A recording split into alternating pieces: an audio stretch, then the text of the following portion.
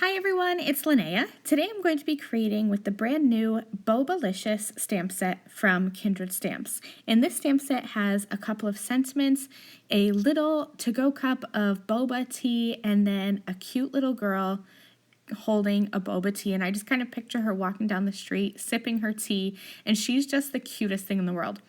So I'm going to be starting by creating a horizontal background using this boba tea image. So I have that in my MISTI and I stamped that centered in my card vertically and horizontally. And then I'm going to just shift my cardstock a little bit up so that I can stamp this again. And it turned out that moving my cardstock 5 squares, so 1.25 inches, was perfect spacing for me to stamp out these boba teas. I ended up being able to stamp 5 across the middle of my card, and I'm just going to start coloring them in. So I'm coloring the little boba beads with a dark gray marker. They're black, but when I color blacks, I like to color them dark gray so there's a little bit of shadows and shading. So I'm really easily just going to color all of these images. I'm going to be coloring a rainbow of boba teas, and there's only 5 cups. I only had room for 5, so I'm going to be missing a color.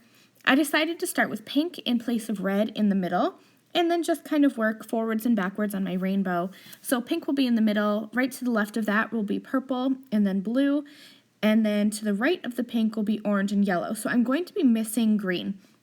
But since I'm going to have that little girl image also on my card, I decided to color her tea green. That way all colors of rainbow tea are going to be represented. And then I'm going to be bringing in a little bit more green in the background in just a little bit. For her hair, I decided to color this little braid more like a headband. And so I colored rainbow colors to match the colors of boba tea in the background. I'm just going to be using some Spectrum Noir tri-blend markers to color all of my images. They seem to be my go-to markers these days just because they are so easy and I don't have to think about color blends. I can grab one marker and there's all different shades in that one marker and then I can just color. It makes it easy for me. So I'm just going to be using the Fair Skin blend to color her face, arms, and legs. And I'm going to actually be bringing in the mid-tone color of the coral marker for a little bit of blush on her cheeks. And then I'll color back over that with the lightest Fair Skin color just to blend that out. So here is where I decided that my background was looking a little too white. I like white space, but I thought it needed something else. And I had already gone through coloring all those boba teas, and I wanted to add stenciling to the background, so I decided to mask them. They're very easy to mask because it's an easy image to cut out. So I have some full stick Post-it notes, and I have actually 3 of them stacked up here.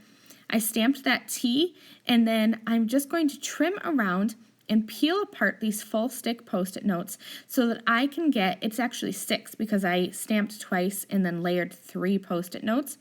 So I am going to have an extra T mask, and I'll just mask off all of those T's. And then I have the hearts and dots stencil, and I'm going to lay that over the top, kind of center that up. And then I'm going to blend on some ink. So I have kind of a light limey pistachio green color. And I'm going to blend this all over the top of the stencil. And this is going to bring in more of that missing green color. So the tea that the girl is holding is going to be green, as well as there are going to be these green dots and hearts in the background. And here is the magical part, peeling off these masks.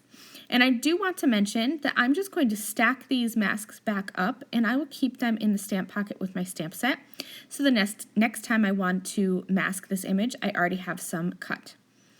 Isn't that background just perfect? I absolutely love it. I cut out that girl, and then I'm going to pop her up with some foam tape right in the middle-ish of my card. I'm going to color over all of the teas as well as the girl's clothing with some liquid pixie dust for some added sparkle.